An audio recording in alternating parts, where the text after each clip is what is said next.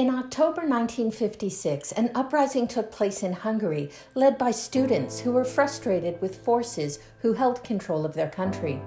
The revolution quickly swept across the nation before ultimately being crushed by the Soviet government almost 3 weeks later. During that time, more than 2,500 Hungarians were killed, and more than 200,000 left the country as refugees. My grandfather, who was only 17 years old at the time, was one of them.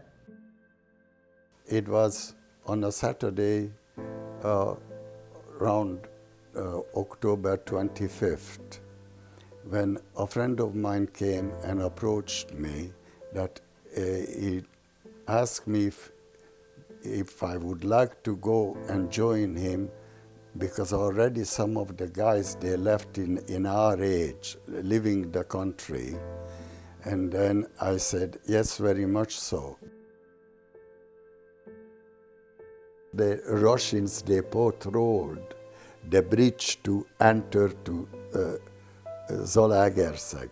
So I went with them, and then "Stoi," this means stop in Russian, you know. So, and then they ask us, you know, where are you going? And then say, look, he was lying down in a carriage, you know. And then I said, you know, to let us go. I said, okay, you go.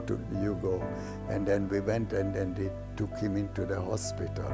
And the same day or same night, rather, same evening, night, they had an operation. And then after, like, you know, we come back. They let us, because they patrolled, you know, who comes in, who goes out, and so forth, soldiers. Anyway, many years later, you know, 10 years later, this friend come to me. It was hard. He says, you saved my life. You know, it was very hard. We continued our trip for another 10 kilometers, but it was too dark to travel, so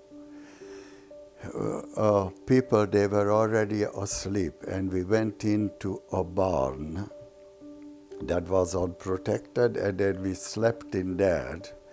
And the farmer find us early in the morning. That was early in the morning. We walked all day. On the way, we met a lot of people, with the same intentions as we were. So there were couples. There were couples with children, 3 children. We met them, and I helped them by carrying one on my back for a long way, almost to the border, just a few kilometers from the border. Lights came up, warning lights came up above us and falling all over. The Russians, they were patrolling the border. So we lie down on the ground, everybody lie down. When it was quieter, then we continued our trip. At that time, I must have carried that little guy on my back for 5-6 kilometers. And then I told her, I am sorry, I can't take that chance, because if they shoot us now, it would be on me.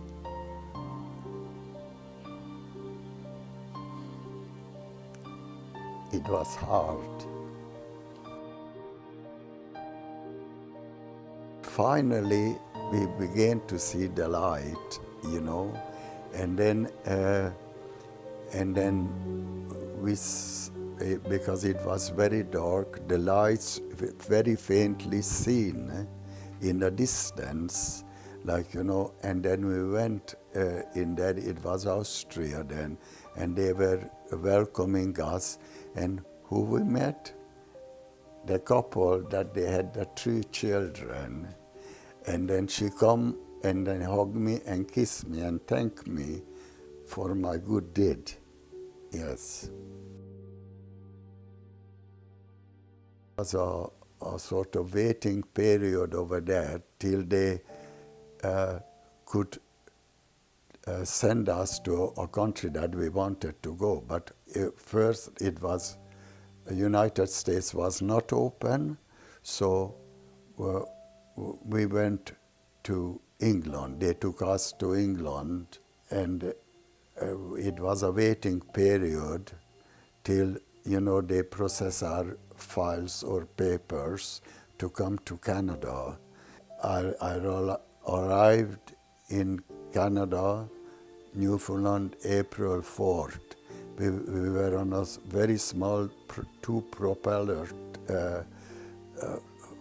aircraft that it was a rusty old thing, you know, when you looked at it, like, you know, it was holy cow.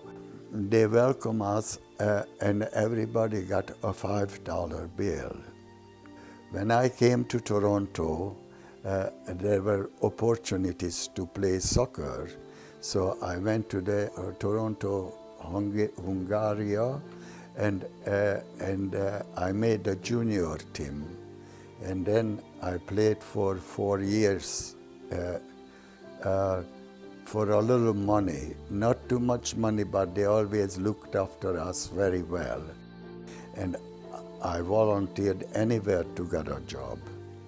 So, you know, hard as it is, like, you know, to leave your country, but it was a right decision, and it was a right time.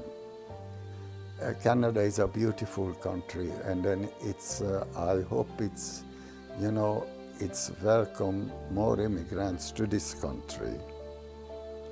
It's a lovely country, and then you find the cosmopolitan, it is like, you know, Toronto, like it's made of all nationalities in the world. And then I think that's the beauty of it.